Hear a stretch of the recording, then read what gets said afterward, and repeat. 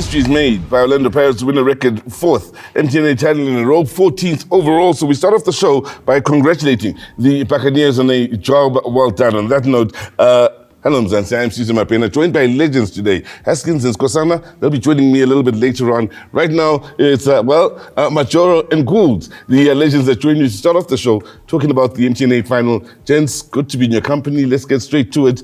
Entertaining 90 minutes of football, hardly, very little separating the two. What changes going into extra time? Major, I'll start with you. Yeah, no, it's a pleasure to be with you now. Sure. We saw history being made over the weekend by Orlando Pirates, but I did say they are serial cup winners. Yep. They know how to win.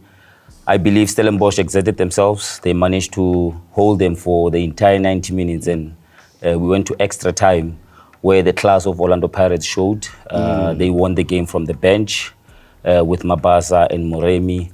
And I believe in the squad now, you have like for like. You replace this one, you put this one, is the same, if not more. And I must say everyone was entertained in the stadium. Yeah, and the lovely atmosphere. We'll touch on that as well in a bit, but have to talk about the other side of the fence. Yeah. Stellenbosch, Barnes, up to 90 minutes, standing GameON until he substituted. Ntiani looked to have a great game of football.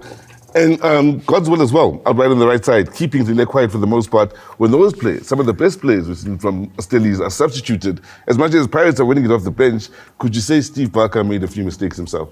No, look, it wasn't expected of him to substitute those players, but obviously the minutes that they've played in along the season and how far they come, they're actually close to injury risk, you know, because it goes into the smaller details of how many minutes you've played. And I think the coaches were just taking precaution because they could see that if they should win this one, it's going to take a special one. But unfortunately, they collapsed when it mattered the most. And obviously, coming from the coast up to the inlands, and Pirates just took over. And it's funny how people look at the game, because I say the fitness trainer actually won this game for them, because Ruan Roost moved from Stellenbosch to Pirates. Yeah. And he knew what he had said there, knew what he had put in place. The players just ran it through. Great point. Now, mentally, I'm sure you guys have been in this sort of situation where there's a team that's now becoming a rival. And you want to come up and beat them, and maybe they've got the bigger name. Mentally, how tough would it have been for Stellenbosch to try second time around, same final, same cup competition, to now try and get the better of Pirates? Major. Yeah, I must say, I believe the coach played the last year's final during the course of the week, just to remind them how far they went last season. And now it's payback time. And believe it or not, sometimes it plays in your mind, because you say, I'm here again. I know myself. I've been in 4 finals. I've never won one. Every time when we never won. He's made the 4. Yeah, exactly. I've never. It's him and Pirates. Sure. Pirates won it 4 times. He's lost it 4 times. History as well, yeah. Sure. So, yeah, I know how tough it is, because, yes, they're youngsters, but I must say they have shown the character. They have shown that they have willingness to win. But they were playing against a team that knows how to win. I mean, most of the players in Pirates, they were representing our country in the 2 crucial games that we needed to win. I was a bit worried about how they're going to perform coming back, because it takes a toll out of you. Whether you like it or not, you might not feel it at that time, but in the final, when you play, you feel like, yeah, I'm actually tired. But Mbogazi, being one of the players that played most minutes and still came back, as well. Yes, and bullied those youngsters there. As a youngster himself, I must say, for Stellenbosch, better luck next time. But I'm very happy with whatever that is happening in Stellies. No, let's talk Pirates depth. The youth coming in down the ranks of Pirates, including the scouting, because they are buying right and they are grooming right at the same time, and it's all mixing very well to make for a squad many will fear when you just look at it on paper and the performance. Yeah, it's. I think Kolisi must actually be given his flowers, you know. He's the guy that really puts the two together, because he mends the juniors and the seniors, and also that pipeline for you to go through it. He really tests you vigorously, and how they recruit players, because if you look at Siema wasn't even playing where he was at. Yeah. He got spotted, and the players also must also be given credit because you can be given the platform and you don't take it. They take the platform, they run. The players that Mbogazi, I think everybody's raving and ranting about him. He's doing the business. Let him just continue doing the business for us. I think I hope for him that he goes on to the under-20, if possible, World Cup, so he can experience players that are technically better, technically sound, so he can also just close that gap in his life. And then after that, we can expect the world, because a lot of the people are looking at comparing him and Old John. Yes, you can compare it. At the same time, you can't, because Old John was a class of his own. And it's a once-in-a-lifetime type of thing. But we wish everyone at Pirates the best because they've done well. They still have a long season to go also. Now, big talk, beginning of the season, Apollos, Relay, fighting for one position. But now we see Apollos popping up on the left, Relay playing number 10 at times. There's versatility there. How dangerous is it to plan for Pirates, and how much did that versatility help in dismantling Stellenbosch? Yeah, I must say, it's not only them. There's also Leremi, there's also Sebelebele, and for me personally, I prefer Relay playing on the left than as number 10, because I think we've seen the best of Relay playing, cutting in. The technique that he has, you don't really see it much when he's playing as number 10, because most of the time he lays and try to play combination, whereas when he's on the left, he comes in, cuts one-on-one. He's very dangerous, and he possesses goals within him. So with Moremi also on the bench, with Apollos coming and hitting the ground running, Pirates is scary, pound for pound. Yeah, it is scary, to be honest. Pound for pound, I believe any team that comes to Pirates, they better come prepared, because you don't know on the day who are they going to play. There's still some firepower that is still injured. Makaula, we know he has been the engine. He's still going to come back, and Maswangai is also injured. He's still going to come back. So as a coach for Orlando Pirates, we are spoiled for choice, and you don't have any reason to lose any game that you play. Well, lots of depth at Orlando Pirates, and still so many players out injured. Keeping in mind there's a lot of football to be played still. The Carling Knockouts, the Champions League, the Nedbank Cup going forward, and finishing the current league campaign. So we'd like to take the time to thank both the major as well as Morgan Gold for coming through. We have plenty more coming up on the other side of this, as we focus on what's happening abroad in England, Germany, and later on we'll also talk about what's happening right here in Mzansi in the PSL.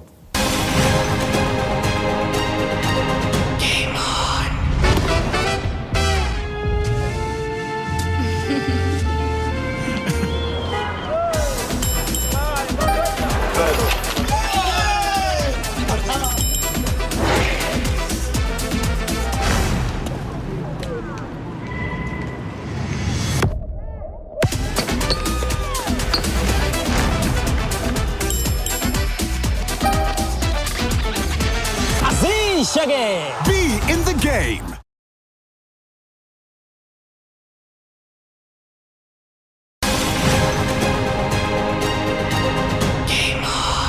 Welcome back to GameON, and as we promised, Mark Haskins is the man that steps forward, and we discuss what's been happening in Germany and England. Mark, good to be in your company. Let's jump straight to Germany. And the big talking point for us over the new season has, if it's not Bayern, been about Leverkusen and their struggles. And they looked, you could say, as though they may be struggling with 2 men sent off against Frankfurt, but then walk away 3-1 winners in the day. Yeah, certainly. I mean, obviously a lot is expected of them, and everyone wanted to see what's going to happen post Alonso. And then, they've already fired a coach very early on. And so a lot happening at Leverkusen. So they needed to really respond, because they haven't had the greatest of starts to the season. But yes, this is a statement of note that they made against Frankfurt. So getting a great result, 3-1 win. And the funny thing is, you speak about the 2 red cards. The timing of the red cards is very interesting, because they were 2-1 up. They got the first red card. Their captain, Heinrich, sent off. So when you 2-1 is a slender lead, and now you're down to 10 men. You have to really now dig in. And then they get the second red card late in the game. It's in injury time, 90+2, I think it was. Still 2-1, so the pressure's on. But then they managed to get the all-important goal to kill off the game. Grimaldo, with 9 men on the field. With 9 men on the field. Grimaldo getting that goal, sealing the deal for them. But it had to really, they had to really dig deep for that one. So I think they'll take a lot of heart from that and try to build on that performance.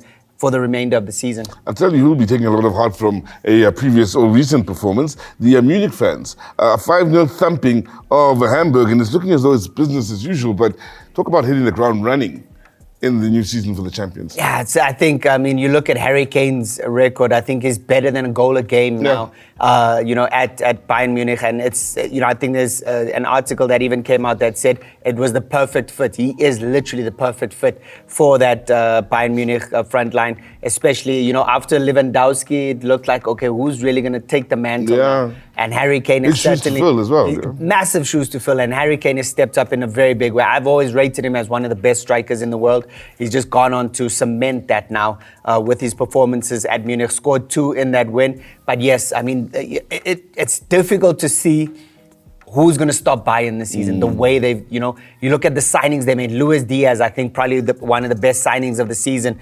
He's got on the score sheet again as well. So Bayern Munich are definitely going to be the team to beat. We loved the fact that someone broke that monopoly, because when Leverkusen won the league, we were almost tired of Bayern just dominating the league. But it seems like it's business as usual, as you say, in the German Bundesliga now. Well, there was another interesting result with the 10 men of Freiburg getting the better of Stuttgart with a 3-1 scoreline. But when you look at the league table, Bayern with the 100% record, well, maybe no surprises there. Cologne had done their bit to try and keep up with them at the start of the season. But Dortmund now in a second spot, and they'll feel they are where they want to be at this stage of the season. Dortmund. Yeah, certainly. They don't want that gap to open up, because as soon as the gap opens up from, with Bayern Munich, then the championship is as good as gone. So Dortmund had a stuttering start. I think it was against St. Pauli in the first game. They were leading 3-1, contrived to draw that game, end up drawing that game 3-3. But now they've gone on to win 2 back-to-back games. And so they want to stay as close to Munich as possible. Cologne, the surprise package thus far, won their opening 2 games. They've now surrendered their 100% record, that draw over the weekend. But yes, it's very interesting the way the league is already shaping up. We're only 3 games in. We're going into match day 4, obviously. But yes, it is looking very interesting at the moment. Some would say for Cologne and St. Pauli fans, maybe it's a good time to take a photo of the league now with Cologne in 3rd place and St. Pauli at 4th place. Let's switch over quickly to England and talk Liverpool. Leaving it late as champions, they find a way. And they've always found a way this season, Salah this time around. Yeah, if you look, all their games this season have been very close encounters. The Arsenal game, 1-0. Took a Szoboszlai masterclass to get the better of Arsenal. Again now, Burnley taking them right to the wire. Burnley were very defensive, started with a 5-4-1 formation with our very own Lyle Foster at the top of that formation. I think he, worked his socks off. It was great to see him and how he's really adapted to the Premier League this season. He's grown in leaps and bounds. When you look at his first season in the Premiership before they got relegated and now the return, I think Lyle Foster's been really good. But yes, against a Liverpool team now, the mark of a champion, it's always been said, it's a known fact in football. The mark of a champion is when you're not playing your greatest and you still manage to find results. And that's exactly what Liverpool has proven. We saw there, I think, the opening game against Bournemouth. They were leading 2-0. Bournemouth came back to 2-2. Yeah. They ended up winning that game 4-2. And then against Newcastle, the same thing. Dramatic late winner. And so Liverpool have already shown that it doesn't matter the opposition, they will find a way. Manchester remains blue. Has been for a long while now, but it remains blue. You say that almost like, let's get this done. Let's just get this out the way. But yes. It hurts. It hurts. Unfortunately, Man United fans, after that win against Burnley, and I said it was, I felt like they got out of jail in that one, because it was a penalty that, Anthony pulled Ahmad's jersey right at the end to give them that, and Fernandes was able to see it off, and you almost breathed a sigh of relief, and I think it kind of gave Amarim something to look forward to. But then he was facing Man City, and they were just dismantled, and Man City haven't been great. Man City were, in the bottom half of the table, and this win now has taken them into the top half. Both United and City have some tough customers in the fixtures coming up. United at home to Chelsea, City away to Arsenal. Those are the big games to look forward to next week or this week. It's going to be, I mean, that's the great thing about the Premiership. You look at it, and there's even on Saturday, the early kickoff. Yeah, the Liverpool. Merseyside Derby as well. Everton. What a game to look forward to. You speak about it, Chelsea. Chelsea seem to be flying under the radar. Nobody's really looking at Chelsea, but Chelsea are still unbeaten this season. 2 wins, 2 draws. So Chelsea also, yes, that's going to be a very interesting game. Man United versus Chelsea, certainly one to look forward to. And then, of course, what was the championship race a couple of years ago, Man City, Arsenal. Arsenal will now want to say, look, we are a step above. We are competing with Liverpool. We're not chasing, we're not catching up. We are competitive, and they need to make a statement against Man City, who obviously we've seen the season already has not been entirely convincing. Absolutely stellar matchups this weekend to look forward to. Big matches, huge matches to look forward to, not only in Germany, but in England as well, in what should be a great weekend of football. And we'll switch things around here and extend the greatness of the weekend to what's happening right here in Mzansi, as well as Mark makes way and Jerry Skosana steps up in his place. Stay with us.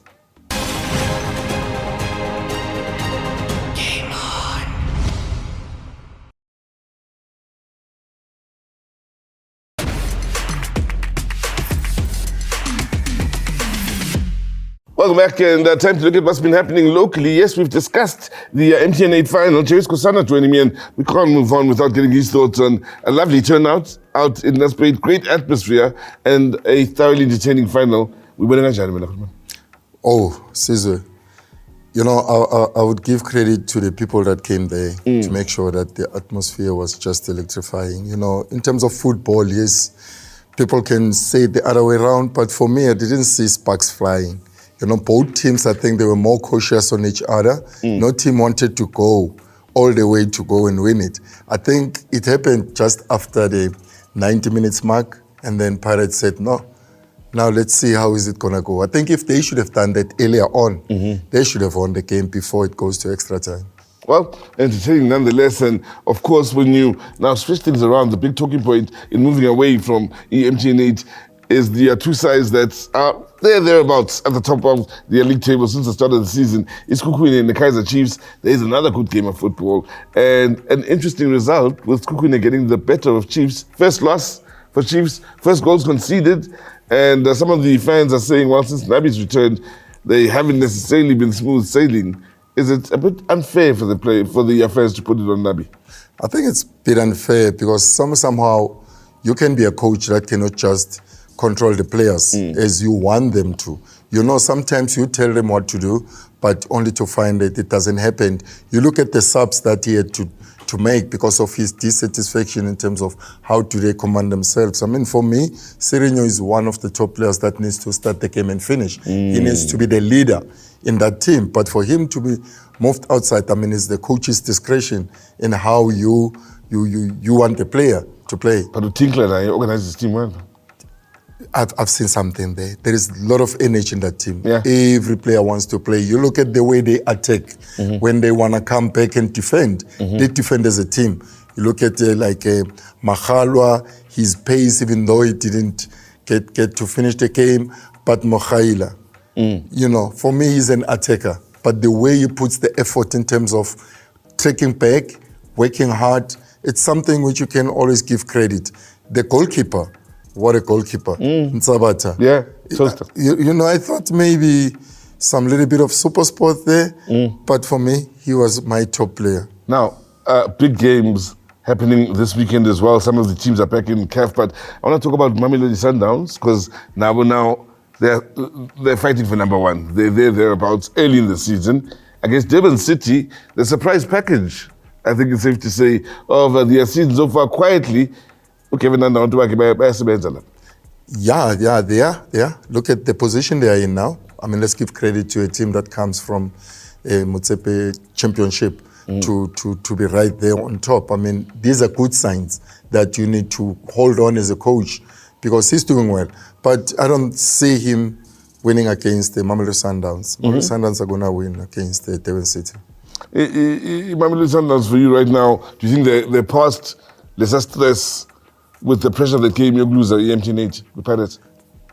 Not exactly. You cannot just say that, because if you look at what happened after the top 8, I mean, they played Magesi's, one of the lower teams, and now they're going to be playing like Devon City. So I think it's somehow a moral booster to the players and the coaching staff itself. So I think this is the turning point for them to say, let's prepare ourselves for the big guns that are coming. You look at Pirates, Chiefs, and Sikukune themselves. So yeah, I think for them it's just to say we want to up our game. Well, for Stellenbosch, they've just lost to the MTN 8 final. They need to start picking up points locally and climbing up the league table in the bottom half currently. They're at home to Richards Bay.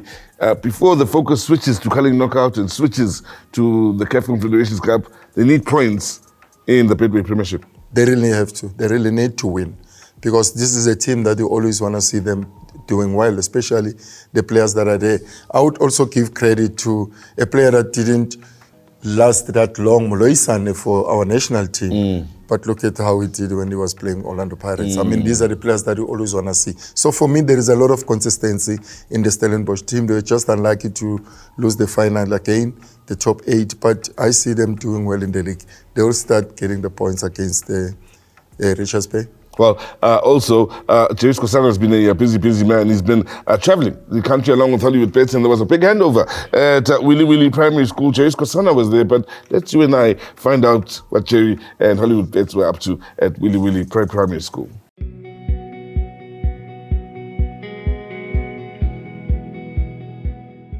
Willy Willy has been participating in a lot of tournaments, and they've been quite successful. And upon us finding out that they've been struggling with things such as soccer training equipment, netball kits as well, we decided that it will be a great initiative for us to come through and provide support to this prestigious school. Since you can see that our school is from disadvantaged community, the environment is very bad. So your handover will mean a lot to our learners, especially because sport is the key to success. So we hope that if the learner is not that much into the classroom, the learners with Sports Foundation will do better. As Hollywood Foundation, we try to ensure that we provide assistance when we see potential in a specific school and a need in terms of training equipment. So by us providing these sort of equipment and attire for the teams to be able to participate, it actually aligns with our broader vision of bringing back to the community, assisting to develop young talents and to develop young athletes as well. This support will also help us, we as a school, more special the boys, because we are coming from a disadvantaged school. Therefore, we're having a shortage of soccer kids. More especially, we have been moved from stages to stages in terms of competition. So some of our school we found that they are using techies and all those things. So I think this will really help us as a school. Sport engisidlalayo isoccer and futhi ngiyathanda ukudlala leso sport ngoba leso sport sona ngibelievela kusona ukuthi talent lami. Lezi zinto engiziphe zona zizosiza like masifuna ukuyojima sikwazi ukujima nathi siprepare for ama games esiyowadlala. This is very important for the kids to feel like they're part of a community that provides such resources to them on this scale, where they have now the material to look even presentable when they're actually playing their sport, especially since these kids come from an underprivileged background. The message that I would like to send to Hollywood Foundation is that they must not stop giving soccer kids, netball kids to the learners, especially the learners who are disadvantaged as our school. Thank you so much. You can definitely expect more initiatives like this. As I've mentioned before, that this actually aligns with what we're trying to do as Hollywood Foundation. So we are going to be visiting a lot of other schools, providing similar assistance, because we want to see all our young children achieve all their goals when it comes to sports in our country and as well as KZN region.